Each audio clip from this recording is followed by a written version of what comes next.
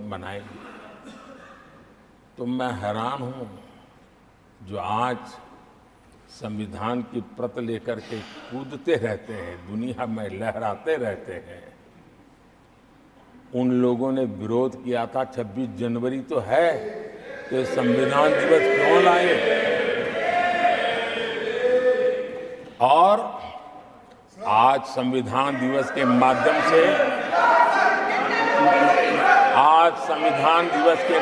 से देश के स्कूल कॉलेजेस में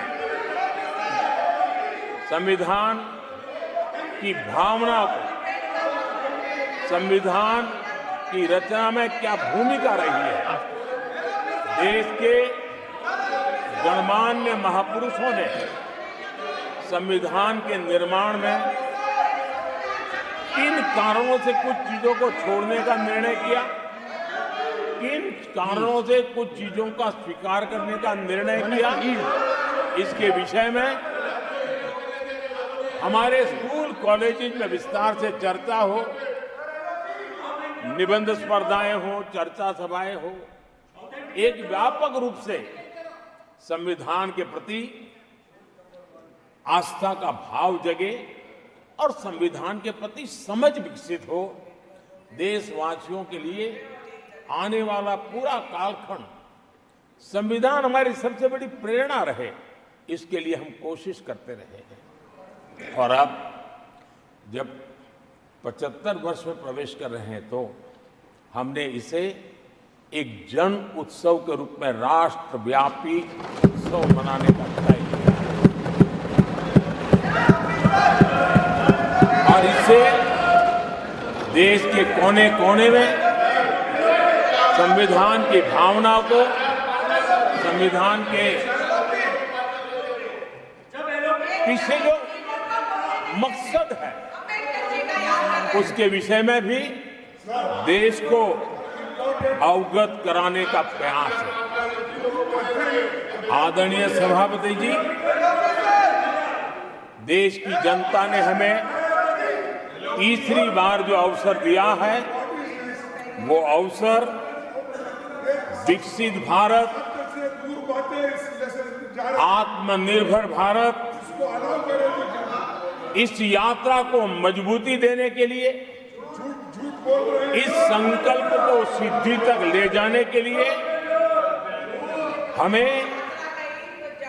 देश के कोटि कोटि जनों ने आशीर्वाद दिए हैं।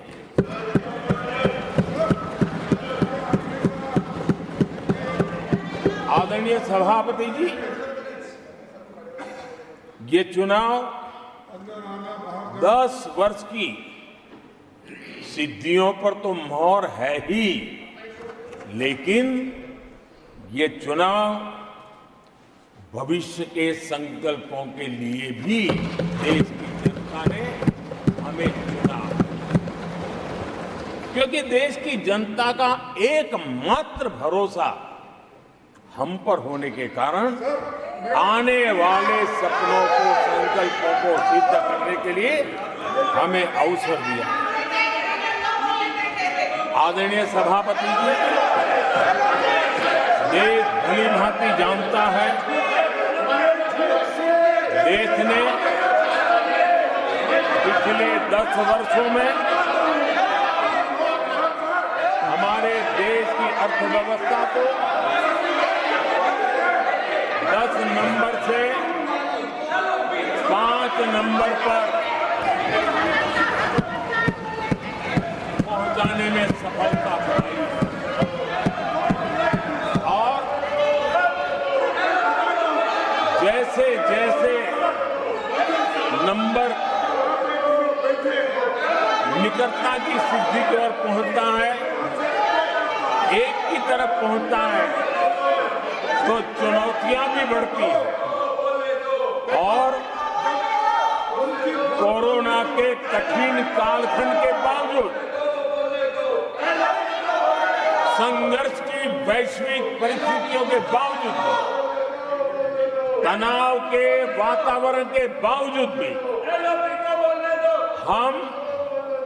हमारे देश की अर्थव्यवस्था को 10 नंबर से आज विश्व में 5 नंबर पर पहुंचाने में सफल हुई।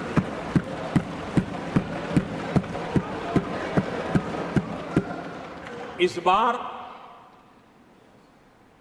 देश की जनता ने हमें रिकॉर्ड में 5 नंबर से 3 नंबर की इकोनॉमी पर पहुंचाने के लिए जनादेश दिया है और मुझे पक्का विश्वास है कि देश की जनता ने हमें जो जनादेश दिया है, हम भारत की अर्थव्यवस्था को विश्व के टॉप 3 में पहुंचा के रहेंगे।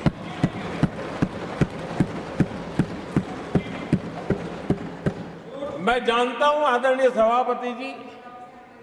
यहां कुछ ऐसे विद्वान हैं जो ये मानते हैं कि इसमें क्या है, ये तो होने ही वाला है, ये तो अपने आप तीसरे नंबर पे पहुंचने वाली है, ये तो अपने आप हो ही जाएगा, ऐसे विद्वान हैं। अब ये लोग ऐसे हैं जिन्होंने ऑटो पायलट मोड पे सरकार चलाने का या तो रिमोट पायलट पर सरकार चलाने का उनको आदी है, इसलिए वो कुछ करना धरने में विश्वास नहीं करते हैं। वो कुछ करने धरने में विश्वास नहीं करते, वो इंतजार करना जानते हैं। लेकिन हम परिश्रम में कोई कमी नहीं रखते।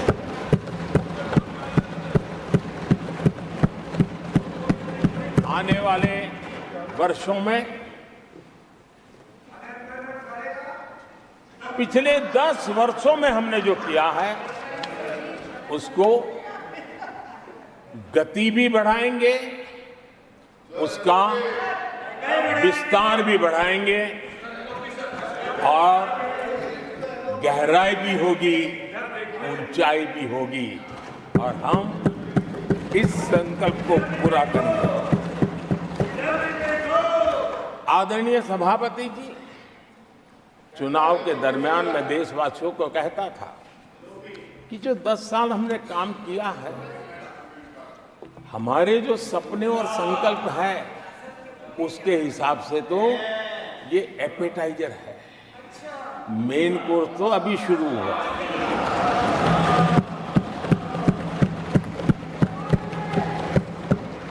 आदरणीय सभापति जी,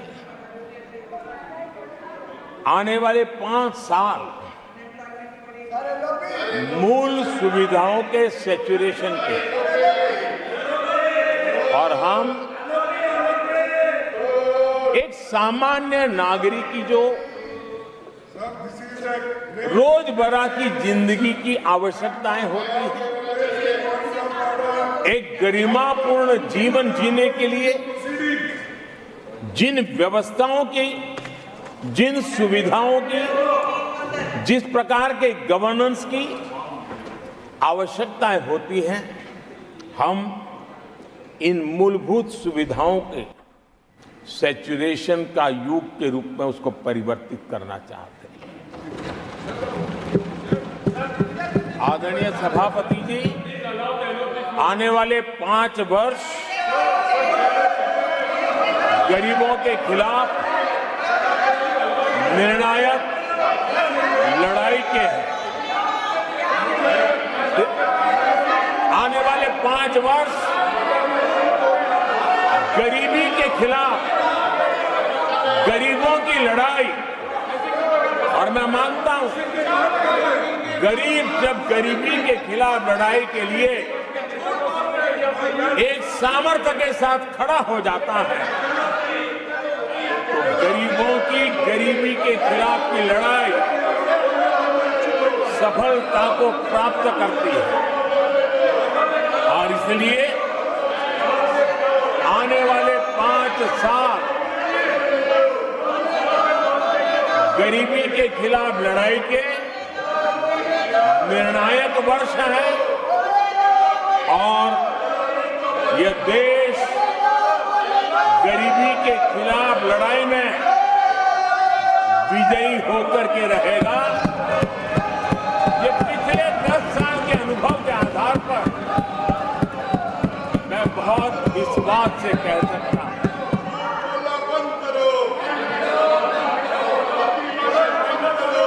आदरणीय सभापति जी, जब देश दुनिया की तीसरी बड़ी इकोनॉमी बनेगा तो इसका लाभ, इसका प्रभाव जीवन के हर क्षेत्र पर पड़ने वाला है। विकास के विस्तार के अनेक अवसर उपलब्ध होने वाले हैं और इसलिए जब हम दुनिया की तीसरे नंबर की इकोनॉमी बनेंगे तब भारत के हर स्तर पर सकारात्मक प्रभाव तो होगा, लेकिन वैश्विक परिवेश में अभूतपूर्व प्रभाव पैदा होने वाला है।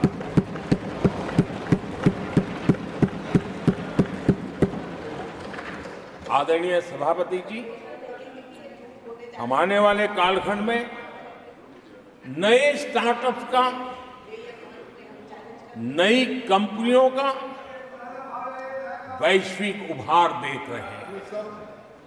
और मैं देख रहा हूं कि आने